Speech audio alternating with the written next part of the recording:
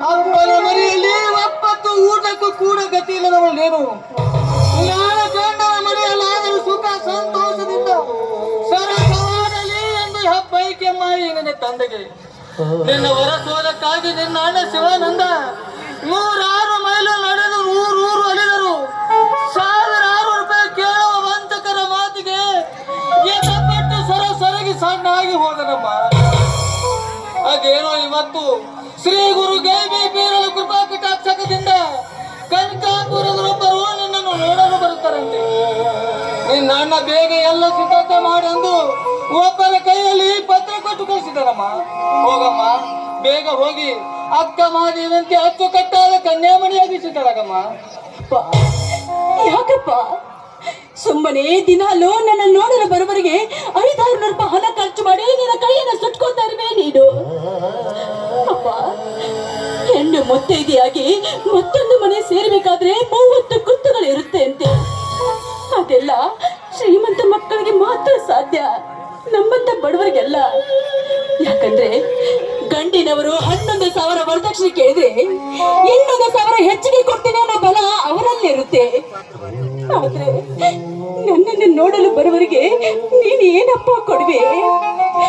ಜಡ್ಡು ಬಂದ್ರೆ ದುಡ್ಡು ಕೊಟ್ಟು ಔಷಧ ತರಲು ನಮ್ಮ ಹತ್ರ ಹೊಣೆಬಿಲ್ವೆಂದಾಗ ನೀನು ನನ್ನನ್ನು ಮದುವೆ ಮಾಡುವುದೆಂದ್ರೆ ತಿರುಕ ಕನಸಲ್ಲಿ ಮಹಾರಾಜನಾದಂತೆ ಸರಿ. ಮಗು ಶಾರದ 5 ಬೆರಳುಗಳು ಸರಿಯಾಗಿರುವುದಲ್ಲಮ್ಮ. ಸರಳ ಹುರದಾಗ ಶ್ರೀಮಂತರು ಕೂಡ ಸಾಕಷ್ಟಿದ್ದಲ್ಲಮ್ಮ ಈ ಪ್ರಪಂಚದಲ್ಲಿ. ಹಣಕ್ಕೆ ಆಸೆ ಪಡದೆ ಗುಣವತಿ ಹೆಣ್ಣನ್ನು ಹೆಂಡತಿಯನ್ನಾಗಿ ಮಾಡಿಕೊಳ್ಳುವ ಮಹಾನುಭಾವರು ಇರುವುದರಿಂದಲೇ ಆ ಭಗವಂತನು ನಮ್ಮಂತ ಬಡವರ ಹೊಟ್ಟೆಯಲ್ಲಿ ನಿಮ್ಮಂತ ಹೆಣ್ಣು ಮಕ್ಕಳು ಹುಟ್ಟಿರೋಣಮ್ಮ. ಆ ಗೈಬಿ ಬೇರನ್ನು ಕಣ್ಣು ತೆರೆದರೆ ಉರಿ ಬಿಸಿಲು ಸಹ ಬೆಳದಿಂಗಳಾಗುವುದಮ್ಮ. ದೇವರ ಮೇಲೆ ಭಾರ ಹಾಕಿದ್ರೆ ಮುಗಿದು ಹೋಯ್ತಪ್ಪ. ನಮ್ಮ ಅಣ್ಣ ಶಿವಾನಂದ ರಾತ್ರಿ ಎಲ್ಲ ಬಿಡುವಿಲ್ಲದೆ ಕೆಲಸ ಮಾಡಿ ಬೆಳಗಾದ ತಕ್ಷಣ ಸ್ಕೂಲಿಗೆ ಹೋಗಿ ಚೆನ್ನಾಗಿ ಓದಿ BA ಪಾಸ್ ಆದ್ರೂ ಕೂಡ ಅವನಿಗೆ ಒಂದು ಬಂಗಾರದಂತ ನೌಕರನ್ನು ಕರುಣಿಸ್ಲಿಲ್ಲ ಈ ನಿನ್ನ ದೇವರು.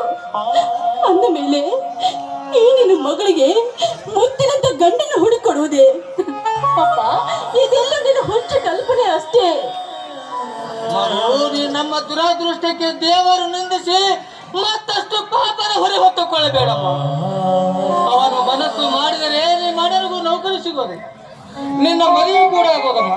ಇದರಲ್ಲಿ ಹೋಗಮ್ಮ, ಇದ್ದುದರಲ್ಲಿ ಒಂದು ಸೀರೆ ಉಟ್ಟುಕೊಂಡು ಬಾರಮ್ಮ. ಅಪ್ಪ, ನೀನು ಒಂದು 5 ನಿಮಿಷ ಕೂತ್ಕೋ, ನಾನು ಈಗಲೇ ನನ್ನ ಗೆಳತಿ ಮನೆಗೆ ಹೋಗಿ ಬಂದ್ಬಿಡ್ತೀನಿ. ಯಾಕಮ್ಮ?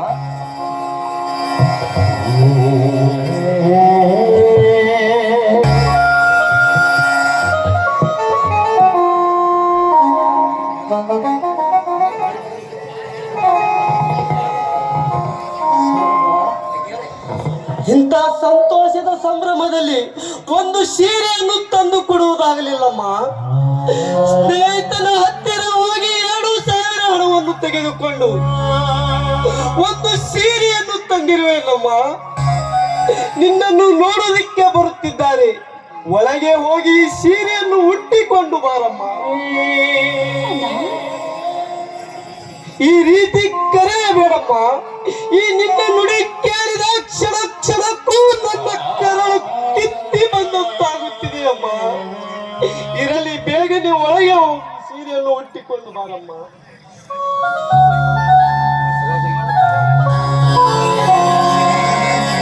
ಮಗು ಶಿವಾನಂದ, ಈಗ ನೋಡಲು ಬರುವವರಾದರೂ ನಮ್ಮ ಶಾರದೆಯನ್ನು ಒಪ್ಪಬಹುದೇನಪ್ಪ? ಅದು ಎಲ್ಲವೂ ಹಣೆ ಬರಪ್ಪ. ಕಂಕಣದ ಬಲ ಕೂಡಿ ಬಂದರೆ ಹಸಿರು ತೋರಣದ ಹಂದರದಲ್ಲಿ ಮದುಮಗಳಾಗುವ ಭಾಗ್ಯ ಅವಳಿಗೂ ಬಂದಿದೆಯಪ್ಪ. ಇರಲಿ, ಬೇಗನೆ ಹೋಗಿ ಎಲ್ಲ ಸಿದ್ಧತೆ ಮಾಡಿಯಪ್ಪ.